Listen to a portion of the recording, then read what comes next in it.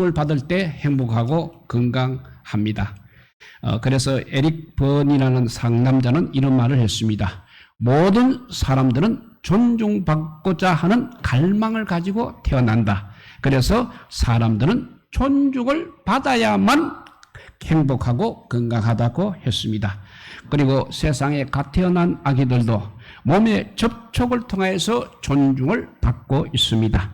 어머니가 안아주고 닦아주고 씻어주고 먹여주고 업어주고 그렇게 몸으로 접촉할 때 아기들은 자기가 존중을 받는다고 느끼며 행복해하는 것입니다. 그러나 이제 아기들이 점점 자라나면서 몸의 접촉과 함께 이제는 정신적인 접촉을 필요로 하게 됩니다.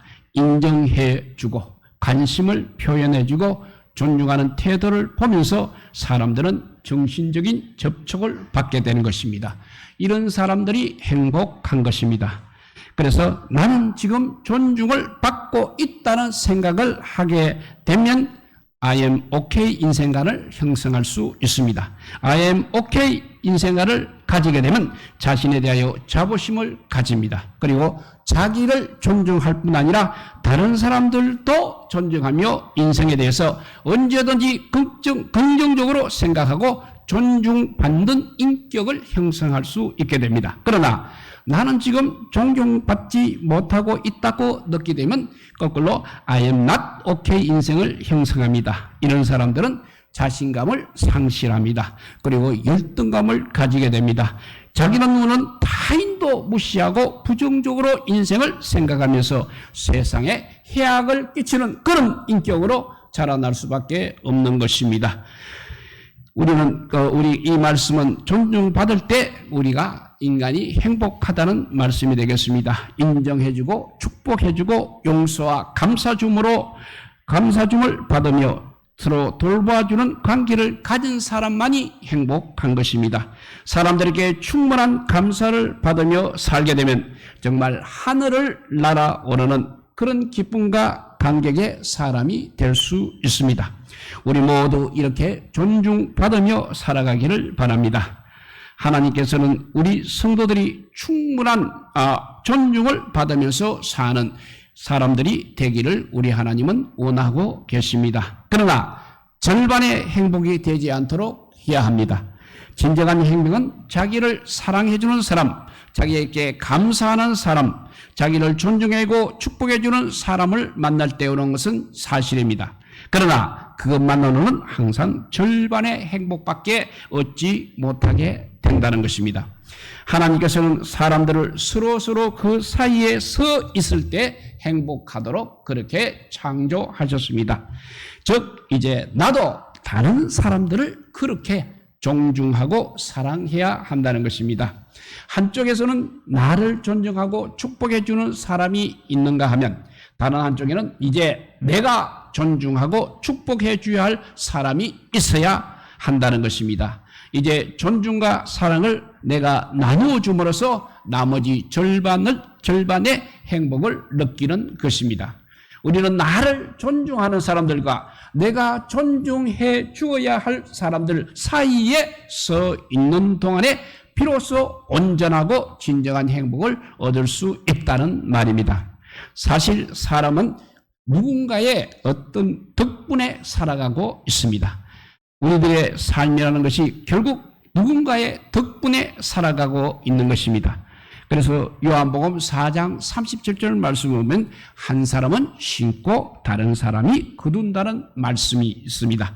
이처럼 우리는 다른 사람이 노력한 것을 누리고 살고 있는 것입니다. 의식주 어느 것 하나도 스스로 해결하지 못하는 우리들입니다.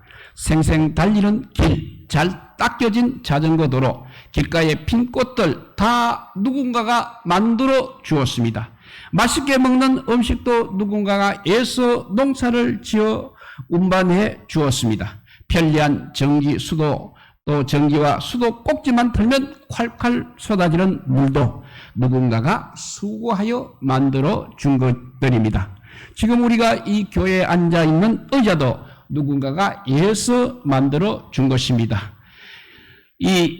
우리 인생은 이렇게 고마움이구나 하는 이 사실을 깨닫게 되면 생이 달라지는 것입니다. 그러면 노동자는 사용자가 고맙게 되고 또 사용자는 노동자를 고마워하는 것입니다. 그리고 스승은 제자가 고맙고 제자는 또한 스승이 고마운 것입니다. 고마움을 아는 사람은 결코 함부로 살 수 없는 것입니다. 나의 생명이라는 것이 누군가의 사랑과 정성과 희생으로 이루어진 것이기 때문입니다. 그래서 우리는 모든 사람을 존중하고 감사하며 살아가게 되는 것입니다. 우리가 식당에서 밥을 사 먹을 때에도 내 돈 주고 내가 사 먹는다는 그런 생각을 하지 마시고, 비록 내가 돈을 내고 사 먹지만 요리사의 수고라든지 종업원의 노고에 감사하는 마음을 가져야 합니다. 식당에서 식사하다가 음식을 남기고 갈 때에도 남겨서 미안합니다라고 말을 하게 되면 좋습니다. 특별히 일본 사람들은 식당에 가면 절대로 음식을 남기지 않는다고 합니다. 아무리 매운 한국 음식을 시켜놓고도 억지로 다 먹고 가는 것을 흔히 보게 된다고 합니다. 그러니까 우리도 이렇게 남겨서 미안합니다라는 말 한마디 정도는 할 수 있어야 하겠습니다. 정성껏 요리한 주방 직원들의 노고를 존중해주는 뜻이 있는 것입니다. 하나님께서는 직접 역사하지 않으시고 언제나 사람을 통해서 역사하십니다. 사람을 내게 보내어 주신 분이 하나님이십니다. 하나님은 끊임없이 우리를 사랑하시되 나를 존중해주는 사람을 통해서 그렇게 하십니다. 하나님은 무엇이든지 직접 우리에게 잘 주시지를 않습니다. 하나님께서는 부모님들과 가족들과 이웃들과 수많은 믿음의 사람을 보내어 주셔서 우리를 세워 주셨습니다. 지금 한번 조용히 생각해 보십시오. 부모님, 가족들, 또 우리를 축복해 주는 이웃들, 직장과 교회와 믿음의 사람들, 그리고 국가와 여러 기관들은 하나님께서 우리들에게 보내주신 은혜의 선물입니다. 우리를 이처럼 사랑하는 하나님께서는 앞으로도 좋은 이웃들을 많이 보내주실 것입니다. 우리를 축복하고 존중해주는 이웃들을 계속해서 더 많이 보내주실 것입니다. 그리고 또 나를 파송하시는 하나님이십니다. 하나님께서는 아름다운 사람을 보내어서 존중과 감사와 사랑을 받게 하십니다. 그렇지만 동시에 또 우리들을 파송하시는 분이시기도 합니다. 우리의 사랑이 필요하고 우리의 존중이 필요하고 우리의 감사가 필요한 사람들에게 우리를 보내어서 사랑과 감사와 존중을 전달하는 사람으로 부르셨습니다. 우리 모두 하나님의 이 부르심에 응답해야 하겠습니다. 사랑과 감사와 존중이 필요한 사람께로 우리는 반드시 가야 하는 것입니다. 그들에게 사랑과 감사와 존중을 전달하는 사람이 되기를 바랍니다. 그러면 하나님의 평화가 우리 모두에게 찾아올 것입니다.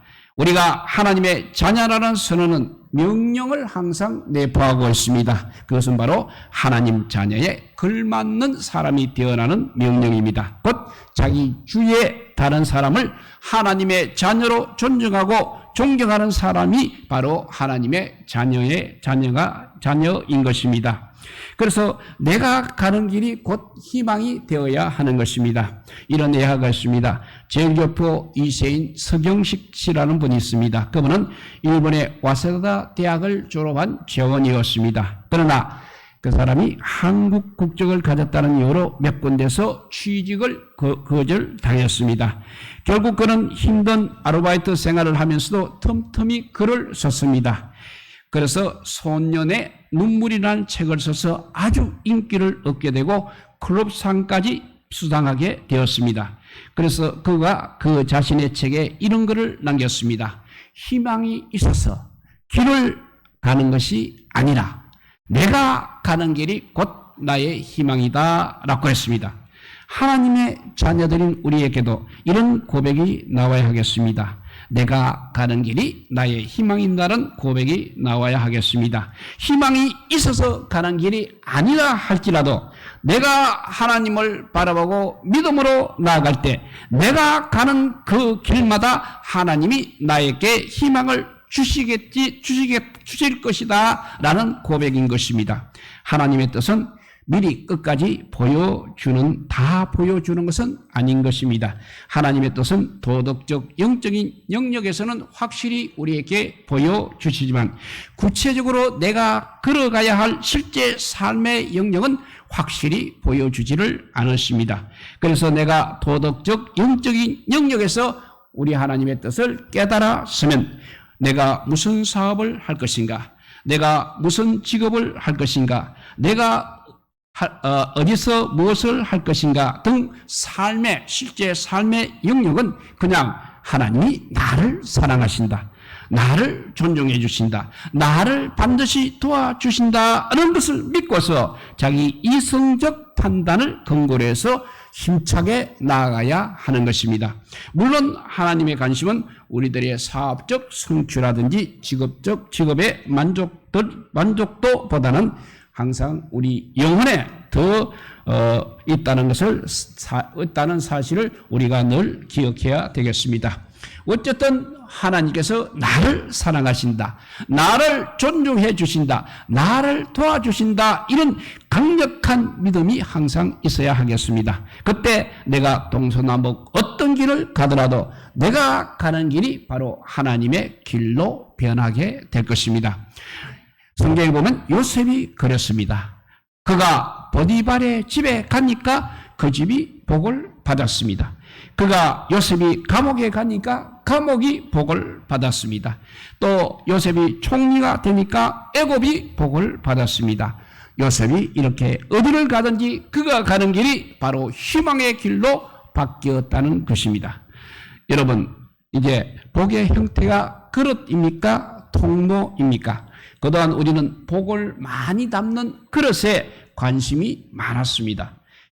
그래서 큰 그릇을 준비하여 큰 복을 받는다는 이야기를 참 많이 하여 왔습니다. 그런데 우리가 성경을 더 자세히 읽어보게 되면 하나님께서 말씀하시는 축복의 형태가 그릇이 아니라 오히려 통로라는 생각을 하게 되는 것입니다.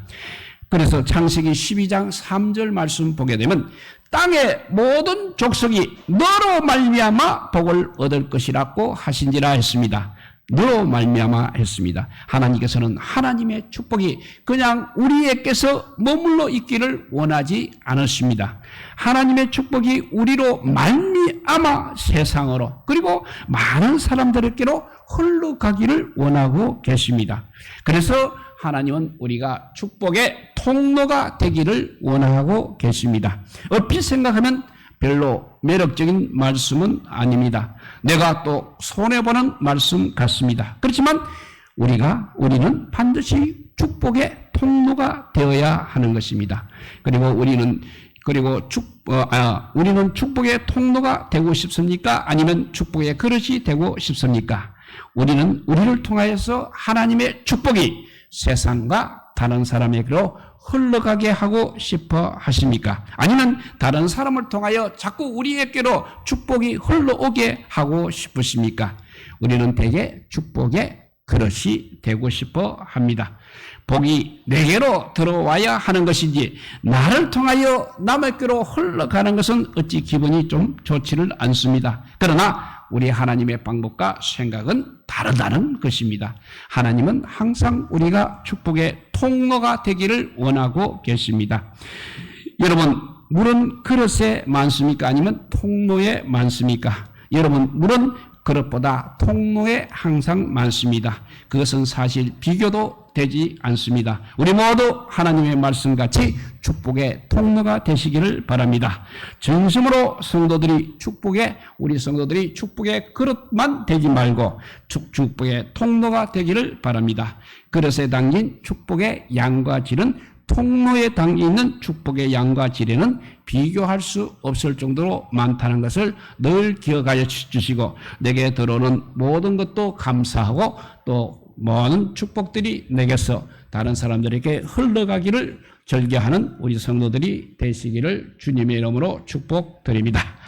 기도하겠습니다. 사랑의 하나님 감사합니다. 정말 아버지여, 사람이 아버지여 이 땅에 태어났는데 주님께서 주신 그 무한한 은총을 받았건만 우리는 그냥 욕심 가운데 살다 보니까 죄 가운데 빠질 수밖에 없습니다. 이제는 아버지여, 주님께서 주신 거 내 것이라 생각하지 않게 하여 주시고 많은 사람들에게 흘러보내는 저희들 되게 하여 주시옵소서. 그래서 정말 이 땅이 더 아름다운 땅이 되게 하여 주시고 정말 하나님 나라가 이 땅에서도 이루어질 수 있는 믿음의 사람들이 많아지게 하여 주시기를 간절히 빌고 오라올 때 우리 구주 예수 그리스도 이름으로 기도드리옵나이다. 아멘.